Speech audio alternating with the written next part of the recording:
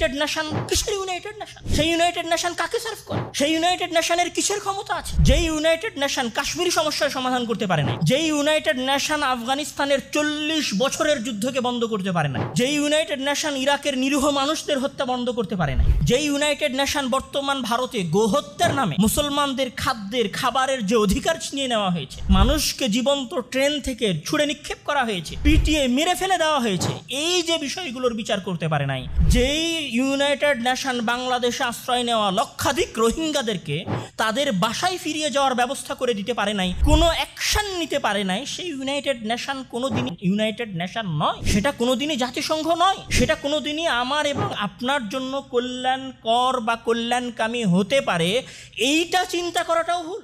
প্রথমে আপনাদেরকে একটা জিনিস জানিয়ে রাখি, সেটি হচ্ছে যে জাতিসংঘে দুইটি পরিষদ আছে, মানে দুইটি স্তর আছে। আমরা যেমন বলি উচ্চ কক্ষ নিম্ন কক্ষ, এরকম তাদের একটা সিস্টেম হচ্ছে যে সাধারণ পরিষদ, আরেকটি হচ্ছে নিরাপত্তা পরিষদ। সাধারণ পরিষদে সারা পৃথিবীর 193টা দেশই সেটার সদস্য। আর যদি বলি নিরাপত্তা পরিষদ, তাহলে নিরাপত্তা পরিষদে 5টি দেশ হচ্ছে স্থায়ী সদস্য, আর বাকি 10টি দেশ অথবা তার চাইতে বেশি অস্থায়ী 2 বছর মেয়াদী সদস্য হতে পারে নিরাপত্তা পরিষদের। আচ্ছা, এই 5টি দেশ আবার কোন 5টি দেশ যারা স্থায়ী সদস্য?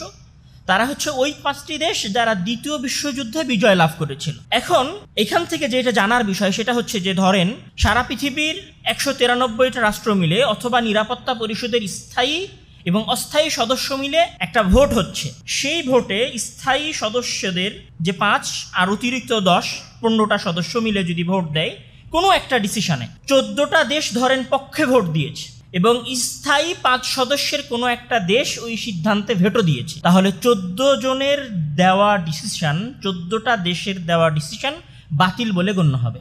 এইটা আপনার স্মরণে রাখা উচিত এই কারণে যে যারা আমাদেরকে আসলে সারা পৃথিবীব্যাপী গণতন্ত্রের দার্স দিচ্ছে এবং যেখান থেকে গণতন্ত্রের উত্থান হচ্ছে, তারা তাদের সংস্থার মধ্যে এক না এক তন্ত্র বাস্তবায়ন করে রেখেছে। মানে নিরাপত্তা পরিষদের স্থায়ী সদস্যের কোনো একটা সদস্য যদি কোনো একটা ডিসিশনে ভেটো দেয় তাহলে সেটা বাতিল বলে গণ্য হবে। যেমন একটা উদাহরণ আপনাদেরকে দিই।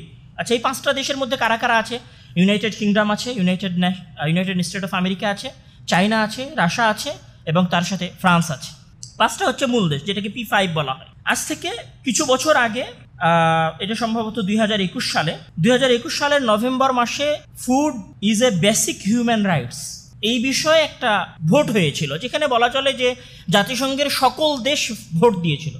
মানে খাদ্য বা খাবার হচ্ছে মানুষের বেসিক অধিকার, মানে মূল মৌলিক মানবিক অধিকার, যে একজন মানুষকে খাবার দিতে হবে, একজন মানুষের অধিকারের মধ্যে খাবারটা পড়ে। এই বিষয়ে